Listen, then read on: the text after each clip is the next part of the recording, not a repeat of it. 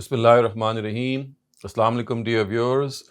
This is the second episode on music and singing. In our first episode, we had analyzed the objections that have been raised against Ustad Ghamidi's view.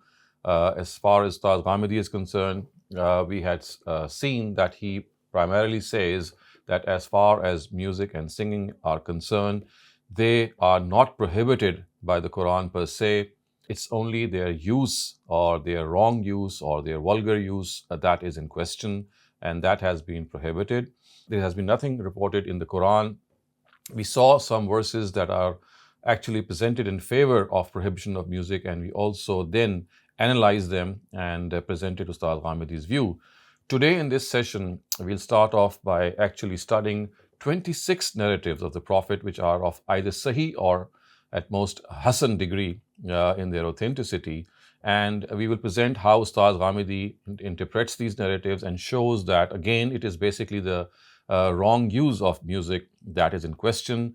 And similarly, there are other instances in which music or singing was something that he even put up with, and there were women or slave girls who would sing in his presence and he would not at all try to stop them. So all in all, these are 26 narratives. Hopefully we will be covering some of them in our second episode today, and the rest inshallah in the third episode. So this first narrative is recorded by Imam Bukhari, and it is related by Ali radhiyallahu anhu himself. And this actually is something of a report that took place after the Battle of Badr. So I'm just going to read the text of this narrative before you. It says, "From among the spoils of Badr, a she-camel was given to me as my share. Besides her, the Prophet also gave me another she-camel from the games of Humus.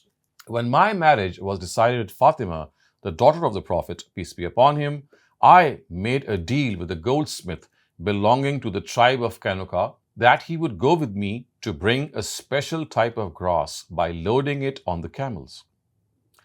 By selling this grass to the goldsmiths, I wanted to throw my walima. For this, I arranged for ropes and pack saddles for my she-camels. These camels were sitting in the house of a person from the Ansar tribe. After gathering these things, I went to the camels. I saw that someone had actually chopped off their humps and taken out their livers by cutting open their stomachs. I could not restrain my tears in this situation. I asked people, 'Who is responsible for this?' They replied, 'Hamza ibn Abdul Muttalib. He is drinking liquor in this house along with many people of the Ansar. A songstress is also present there along with his friends. What happened was that when she sang the following words, 'Hamza, get up and slay these robust she-camels,' he immediately pounced on them with the sword and chopped off their humps and took out their livers by slicing open their stomachs. I left that place and went straight to the Prophet. At that time, Zayd ibn Harisa was sitting with him. As soon as he saw me, he knew that I was sad. Thus he asked, 'What is it?' I said, 'O God's messenger, I have never experienced a bad day as today. Hamza has attacked both my she-camels, sliced off their humps, and cut open their stomachs, and he is sitting at a nearby place in a gathering, drinking alcohol with his friends.' When the Prophet heard this, he asked for his shawl, wore it, and went off. I and Zayd ibn Harisa also accompanied him until he reached the house where Hamza was. He asked permission to enter. People gave him permission. So he entered and saw that everyone was busy in drinking alcohol. He started to rebuke Hamza for what he had done. But such was the situation of Hamza that he had red eyes and he was deeply inebriated. He saw the Prophet and raised his eyes and stared at him until his knees. Then raised his eyes and stared at him until his belly button. Again raised his eyes and looked at his face and said, 'All of you are the servants of my father.' God's messenger understood that he was deeply intoxicated. Thus he turned back and came out from there. Thus we too came out with him. This incident took place before the revelation of the directive of alcohol prohibition. In those days, music basically was not just something that was done in its independent form. It was sung, or it was actually played out in gatherings in which there would be vulgarity, dance, in vulgar dances, and at the same time, people would be drinking alcohol. So Ustaz Ghamidi basically surmises that again here, if you look at the nature of these gatherings, they were basically gatherings in which vulgarity and intoxication was rampant. So now let us look at the second narrative. This has been reported in the Musnad of Imam Ahmad ibn Hanbal, and it has been reported by Nafi, the freed slave of Abdullah ibn Umar. So he says or reports that Abdullah ibn Umar heard the voice of a flute from a shepherd. So he inserted his fingers in his ears and struck his hand on the camel and turned it to one side and changed his direction.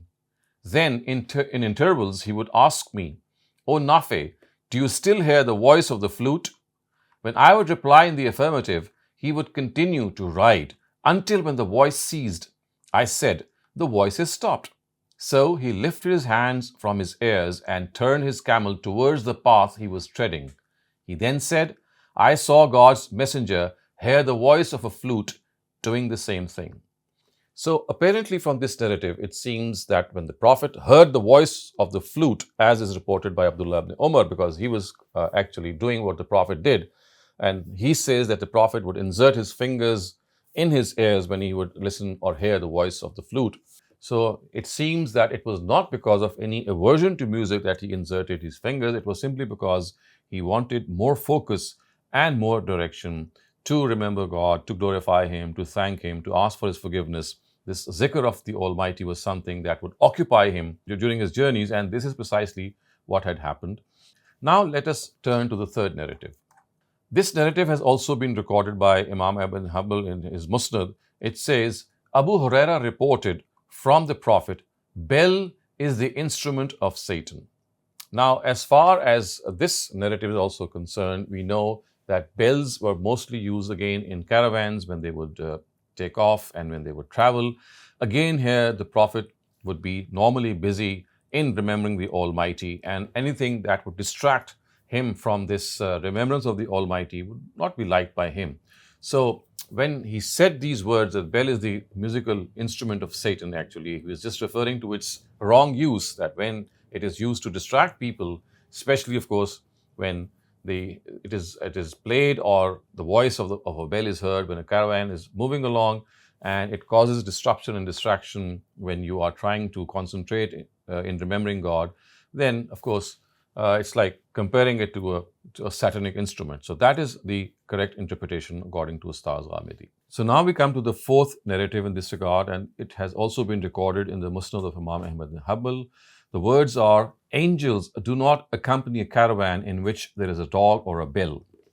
So that is what the Prophet is reported to have said here, and what he has meant is that if you do that, then they are not going to come with you, because they are continuously busy in remembering the Almighty, and when they see a dog barking and he continues to bark, and the bell ringing, it continues to ring, because when the caravan is moving, the bell is constantly ringing, because these bells were normally hung from animals. So that would, of course, be a disruption in their constant practice of remembering the Almighty. It has nothing to do in any way with the prohibition of the music of the bell. So now we come to the fifth narrative.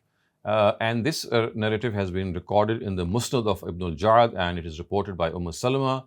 She says, "I heard God's messenger say, 'Angels do not enter the house which has a bell, and do not accompany a caravan that has a bell.'"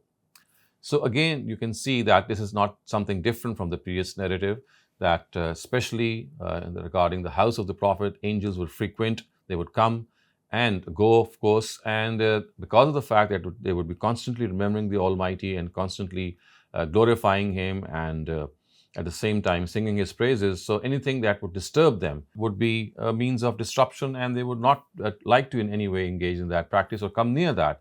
So we know that in olden times, bells would be rung at the entrances of houses, so that when people would come, it would sort of announce their arrival. And similarly, caravans, they also had bells. So this is something that we've already discussed in that previous narrative, and Ustaz Ghamidi says this is no different. Now, as far as the sixth narrative is concerned, Aisha radhiyallahu anha reports that on the day, the Battle of Badr, the Prophet ordered that the bells hanging from the necks of the camels should be cut.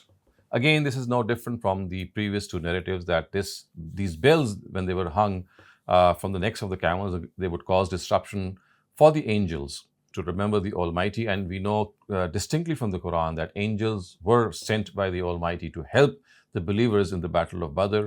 So again, this should not be in any way construed that the prohibition of bells or the sound produced by the bells is something that is implied here.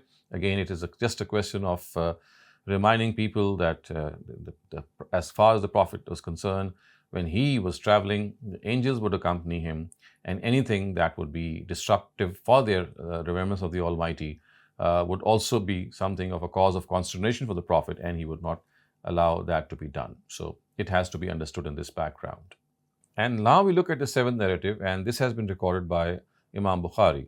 So Abu Amir or Abu Malik say that the Prophet is reported to have said, "Some people will definitely be born in my ummah who will regard private parts, liquor, and music to be lawful." If we look at this narrative in the context of the things that are mentioned, and of course in the light of the Quran, we can clearly see that here the negative aspects of things are mentioned. When the private parts become lawful, of course, this refers to the fact that adultery or homosexual relations are being indulged into. Otherwise, if, of course, private parts are used with the wife or between the spouses, there is absolutely no question of any prohibition. So this itself shows that the negative use of things is implied. Liquor obviously is negativity in itself per se. So when it will be regarded to be allowed, this is something that is quite understandable, and therefore the Prophet said that this should never be the case, and you should be beware of this situation. And in this context, if you look at music also, we will find that it is the negative use or the wrong use of music which is being discussed here.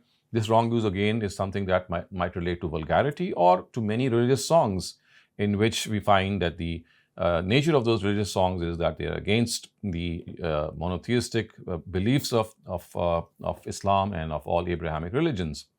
And so therefore here, the type of music that is being prohibited is again either something which is polytheistic in nature or which is vulgar. And this explanation is important because in accordance with verse 33 of Surah Araf, other than the edibles, in the moral sphere, there are only 5 things which are prohibited. One of them is vulgarity, the other thing is usurping rights, the third is accessing against the life, wealth, and honor of people, and the fourth is polytheism, and the fifth is bid'ah or religious innovation. So there could be elements of vulgarity and polytheistic, I would say, lyrics in certain songs that is being mentioned here. Now we come to the 8th narrative. So this has been recorded in the Musnad of Imam Ahmad bin Hanbal, and Sayyid ibn Yazid states that a woman came to the Prophet. The Prophet asked Aisha, "Do you know this woman?" She replied, "No." He said, "She is a songstress of such and such a tribe. Would you like to hear a song from her?" She replied, "Why not?" Saib says that then the Prophet gave her a plate. She sang a song to Aisha. After that, the Prophet said, "Satan has blown into her nostrils." So again, you can clearly see that as far as the sentence of the Prophet is concerned, that Satan has blown into her nostrils, it's just like a warning given to Aisha that it is fine to listen to the song of someone, but at times you might succumb to it because it's the lure and the attraction that it offers is something that person might be unable to keep himself or herself away from it. And it is much like what the knowledge or the discipline that was revealed to Harut and Marut in the times of Solomon was, because of course it was revealed as an antidote to magic in those times. And when these angels, they taught this discipline, they would say, "Innama nahnu fitna fala takfur," that we are a means of trial, so don't commit disbelief. Of course, referring to the fact that any wrong use of that discipline could lead them to disbelief. So it seems that in a very similar way, the Prophet actually warned Aisha that yes, you can listen. And he actually asked, and then when Aisha said yes, she would like to listen, the Prophet proceeded and she let her hear, but then again at the same time said that Satan has blown into her nostrils, which means that the way that she has sung is in such a luring way, and it's like a magical spell that could have been cast on her, just implying the fact that this could be something that you have to be aware of. So it's not that listening or singing is something that is prohibited per se, What is something that we have to what we have to bear in mind is that at times the nature of that singing is such that it can distract you and lead your thoughts away. It could be vulgar in nature, and also it could be something that is going to lead a person astray or away from the monotheistic practices that have been prescribed by religion. So again, what has been said here is clearly the wrong use of music.